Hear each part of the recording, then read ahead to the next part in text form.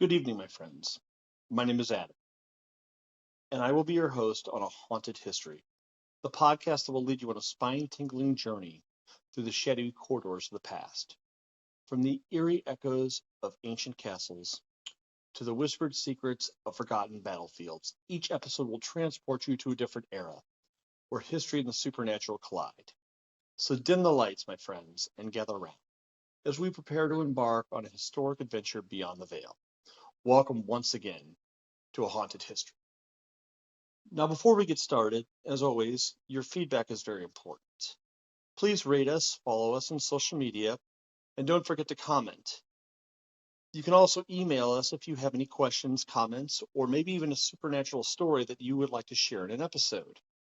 And you would be included in a personal shout out as well. All of these links will be available at the bottom of the episode, including a donation link.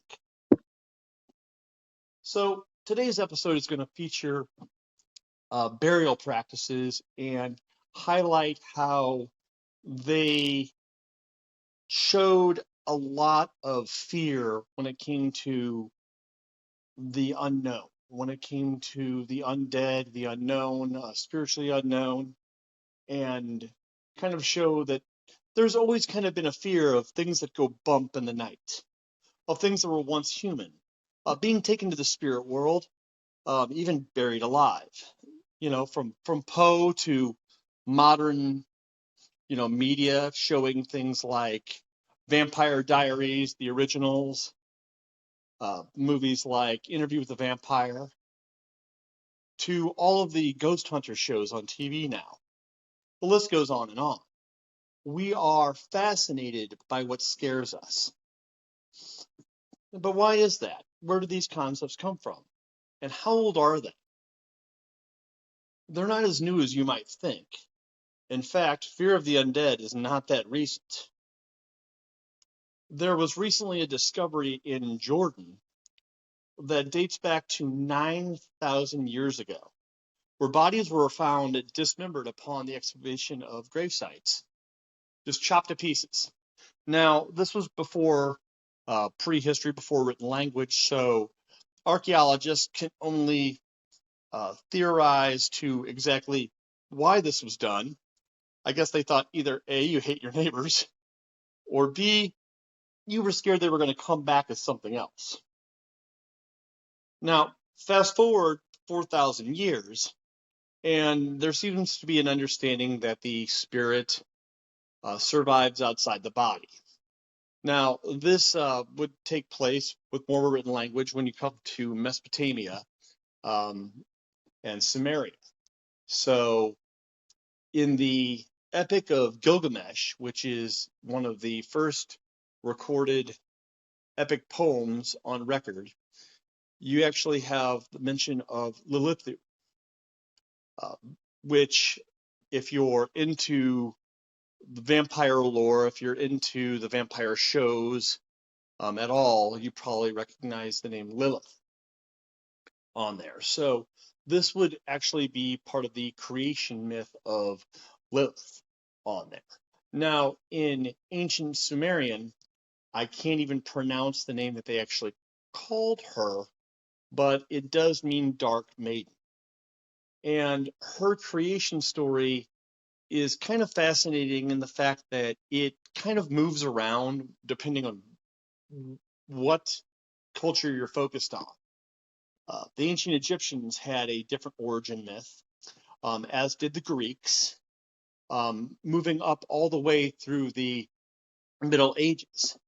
And then you've got Jewish folklore, which focuses on Lilith being actually the first Eve, the first wife of Adam. And to some, that might actually be confusing because that was not mentioned in the Bible. It was mentioned in a later text, which they now call Genesis 1, where Lilith, or the first Eve, was created alongside Adam. And then there's Genesis 2, which we know as Adam's rib being removed and the second Eve, his wife that we now know of, coming into being. So I don't know why Lilith, the first Eve, would have been tossed out of paradise. In fact, I couldn't really find any record on that. But the theory that she preyed on virile men and pregnant women and children has long been legend, and that she was known as pretty much the Queen of the Damned. So the original Queen Vampire, the creator. This was true all through Mesopotamia. The Greeks also have their own origin story. Obviously, she was a daughter of Zeus. He pretty much gave birth to everybody in Greece, and he gave birth to most of his problems that he had. So it's one of these things that we don't exactly know where it started. We think it started in Mesopotamia, but the story evolved and stayed alive and stayed present through many different cultures, all the way up to the Middle Ages. In Jewish folklore, there have actually been talismans and amulets found with the inscription, the first Eve, meant to actually protect against these kind of attacks. And as far back as Mesopotamia, amulets and talismans were present to protect against attacks from the undead. They were particularly scared of things that drank blood. So that was one way they protected themselves. They also had certain rituals they did, but I've not found any detailed documents as to what those rituals actually were. Now, as far as deviant burials, as I mentioned before with the one where the dismemberment happened 9,000 years ago, I want to mention again that they don't know if that's the reason why, but unless you really hate your neighbors, that's what I would think it would come from. But deviant burial sites, as they are called, have been found throughout Europe in various forms, with stakes being placed through bodies, hands and feet being bound. And one of the first popular ways to actually kill a vampire would be to decapitate it and then place the head at the feet. So in Greece, there actually have been records of bodies being pinned down by giant boulders, legs, arms, necks, even the head. In Ireland, it was popular to stick materials, including rocks, into the mouths of the deceased so that they would not be able to come up and actually feed on the living. But honestly, whether it's vampires, ghosts, or being drawn into the spirit world, the evidence is certainly there, looking back into antiquity, to make the argument that our ancestors were definitely scared of what they couldn't see. So, and this leads me kind of into the Victorian era. Actually, I'm going to jump a little here. So this episode is to focus on burial practices, and then I want to focus on more recent practices, and I'm going to focus on the Victorians. The reason why I'm doing this is because I have a little bit of a background in it. On October 13th, I returned to my old stomping grounds at Faust Park in Chesterfield, Missouri. This is an area that houses many old buildings, and I used to volunteer there when I was younger. I would even do it in full costume, but don't ask. I will not be sending any pictures out of me dressed in any of those costumes. So that's not going to happen. But I would educate people on the wonderful buildings, as well as the people that might have lived there, and how they would have lived in the eras in which the buildings were dated. So on October 13th, they actually did a presentation on burials and funeral practices, focused on not only in the Victorian era, but a little before that as well. So they did do that, and I thought it's always good to get a refresher on this. Some of it I was privy to and I already knew, and some of it was even new to me. So that's why I wanted to stop by, see some old friends, and get a nice update. And nothing more fun than October 13th. So I figured I'd stop by. So it seems that the Victorians were not as scared of vampires as they were the spirit realm or being taken into the spirit realm. Um, from anybody that's familiar with the text of Bram Stoker's Dracula, you might sit there and say, well, this was written around towards the end of the Victorian era. But you'd be wrong, and I was newly educated to this as well. I did not realize this. A lot of things that I've been reading have shown that Bram Stoker's Dracula was less about vampires and the undead and more about the British fear of immigration. It was actually very anti-Semitic because there was a lot of Jewish immigration at the time into Europe, and the idea was that immigrants brought a certain kind of moral decay towards the Victorian lifestyle. In particular, with Bram Stoker's Dracula, the Dracula character was hypersexual, and this highlighted the fact that women of that era were supposed to be in the home and be very chaste and take care of the home. And the movie and book both showed an attitude towards sexuality that was not acceptable at that point. It showed a very liberated, free woman, a very sexually active woman that was not taking care of the home. So it was more of a text on the decay of morality at that point. So it's not really about vampires. So the Victorian era was mainly they were scared, and their superstitions really stemmed from the idea of ghosts and being taken into the supernatural world. So, when you look into what exactly they were scared of on here, fear and superstitions, I mean, it was anything from pictures being laid down to mirrors and windows being covered, clocks being stopped at the time of death, and not speaking ill of the dead, practices of death eating, and I'm going to get into all of these as well.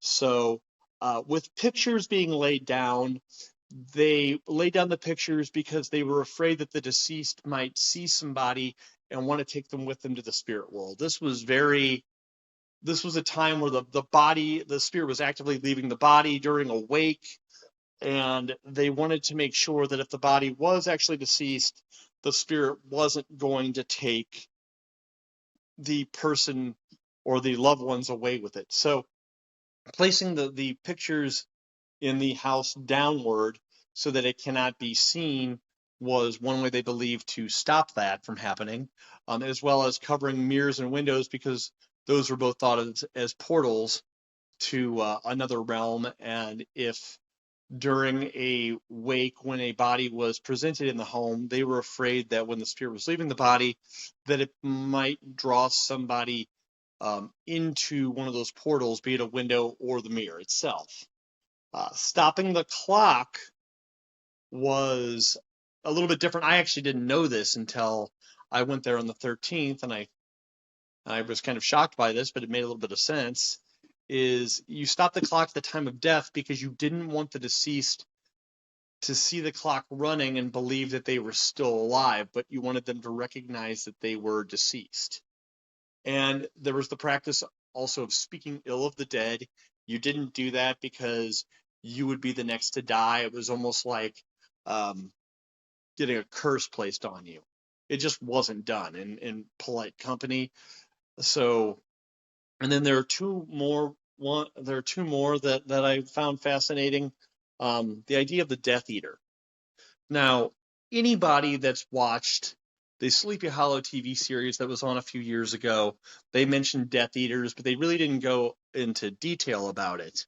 And this is where I gained more detail on October the 13th, was that a loaf of bread was placed on the chest of the deceased. And it was meant to be eaten by the Death Eater. So a Death Eater is somebody that would eat the bread, and the bread was supposed to absorb the sins of this person. So they would eat the bread, and the idea was that they would take on the sins of this person, and that person would be able to go into the afterlife. In fact, this was so popular and business was so good that people actually made a living doing this in certain communities and would go from funeral to funeral, offering their services, eating the bread of the dead, and becoming Death Eaters because it was quite lucrative on that. And then there is the practice of carrying the body out of the house, feet first. The idea behind this was that you didn't want the deceased person to be able to look back into the house and decide that they wanted to take somebody with them. So these practices were really out of, they didn't want to get taken away. They didn't want the deceased person to stick around. They were scared of ghosts. They were scared of being drawn into the spirit realm. But what is really interesting about this is the way they treated their cemeteries. Many of them were treated as public parks. They were well kept, and people would actually go on dates in them during the Victorian era. It's kind of weird. Very macabre. Taxidermy was also at an all-time high during this time. It was very hyped up. Again, also another weird practice that they did during that. So now there is the difference between I've mentioned cemeteries, but there's a difference between a cemetery and a graveyard. Some people know this, some people don't. So a graveyard is usually smaller, and it would be attached to a church. Now, with the graveyard, you cannot bury somebody that's been cremated. However, cemeteries were usually larger, found in more residential areas, and you could bury somebody that was cremated. And like I said, they were treated as public parks. You would go on dates, go on strolls. It wasn't just like we do today, going to the cemetery or the graveyard to visit a deceased relative or view their gravestone. It was meant to be more of an entertainment, which was kind of weird. And among their other weird practices that they did around the dead was the actual wake itself. So the purpose of the wake, obviously, is to make sure the person's not dead. Obviously, they were very scared of being buried alive. Medical science, especially during the Victorian era, had progressed, but at the same time, they still didn't really have a definitive way to prove that somebody wasn't actually dead. In fact, the only way they could really prove it at that point, and the person was in a coma, was that the body had started to decay. You would think, no pulse and, no breathing would be, the way to tell this, but no, really, decay was really the only way they did it. However, they did do stuff focused around breath. They would place mirrors below the deceased person's mouth and nose to see if they fogged them up. And when it came to being buried alive, they had a few practices in this, and this was popularized really. Poe kind of showed the fear of this. Cast of Amontillado, where the gentleman was walled up in the wall. They were very scared of being buried alive. But one of the ways that they tried to combat this is they would have coffins with windows, so the deceased could be viewed all the way to the burial site. They would also do the practice of tying a bell. So they would tie a bell to tie a rope to the person's hand, and the rope would lead through a pipe up to the surface where it was tied to a bell. And if you were wealthy enough, you could hire somebody to sit by the gravesite for usually around one night to make sure the bell wasn't being rung. Now, my friends at Faust have told me that there were records of people actually ringing the bell and being dug up, but they couldn't exactly give me any details on when and how many times this has actually happened. But apparently it did happen on this. The wake itself was kind of funny in the fact that it was treated half as observing the body to make sure the body wasn't dead, and almost like a party. And when I say that, it gets kind of weird. So they would bake a cake, and yeast around this era did not rise really high like it does today. So the cake wouldn't be very large. So what they would do is they would invite their neighbors, as I was told, to bring like layers. And the more layers on the cake showed your social standing within the neighborhood. So whoever had the highest cake during a wake, it would show them to be the most popular or prominent person. So, and this wasn't the only weird practice they did. In fact, undertakers would prey, especially on widows. I mean, these guys could have given P.T. Barnum a run for his money as salesmen, because they would go after women, and what they would do is they would try to sell coffins to them that were very ornate and very expensive. But the idea really wasn't behind the fact that these coffins were for the deceased. The idea was that the coffins would attract a wealthy suitor that might stop by, and they would see the wealth and the opulence of that widow through the kind of party she threw, as well as the coffin that she provided on there.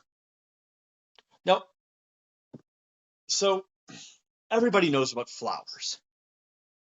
And if I'm moving through this too fast, I apologize on this. But so everybody knows about the flowers at a funeral. Most people think, like I would, oh, they're to show respect and you buy flowers. And nowadays it's, the bigger bouquet show, or the bigger arrangement shows, how much money you have or how much you cared for the deceased. Back during colonial and Victorian times, and I would think even beyond that, flowers were actually used to obviously mask the stench of decay. A wake usually lasted about 3 to 4 days, and it was because most family members had to travel very far. I mean, they all didn't live in the same area. So you wanted to try to keep things as fresh as possible. I mean, the body was washed and the body was prepared and herbs were applied, but the more flowers you had did help mask the smell that did arise from this. And so here's a funny fact that I didn't even know, and it didn't even occur to me. So the idea of a living room versus a parlor. So parlors are where you displayed the body, because there was usually not a place nearby that you could take the body to. You usually were only able to transport them from the bedroom to display them prominently in an area where people could come, pay their respects, and also visually see that the body was actually deceased. But towards the end of the 1800s, around 1880, there was a huge boom in funeral homes and a way to actually get the body out of the house and nicely displayed in a different area, obviously. So people didn't want parlors anymore because they had a negative connotation of death. They wanted living rooms. They wanted rooms associated with life. So there, my friends, is where you get the idea of the living room, which I never knew. I was kind of shocked to know that practice because I never knew that. So the Victorian era was pretty funny because they were scared of death, but the reason for their fascination with it as well is the very high mortality rate that they had. So they kind of had to walk hand in hand with it. So they took steps to make it part of their daily lives, like the picnicking in the cemeteries and the taxidermy and some of the practices I've mentioned that they've used. But they were also definitely afraid of it, as I've also mentioned. So that is pretty much all I've got for this episode. I hope you enjoyed it, and I also want to mention that I know that I have not mentioned anything about any hauntings yet in the 2 episodes that I've put out. This episode and the previous one about Halloween. However, the reason why I'm doing these 2 episodes is because I kind of just wanted to lay the groundwork on our fears and of the macabre and also our fascination of it. So the next episodes I have will be more on hauntings and things of that nature. I do promise that. But there'll be plenty of history as well. Unfortunately, you'll still have to deal with me, but hopefully I can get my co-host in on this and have some interviews. He actually is in Puerto Rico right now, so I do apologize. He's on vacation. But again, thank you very much for listening.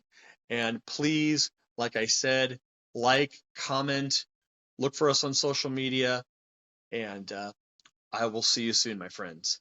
Have a good night. Thank you.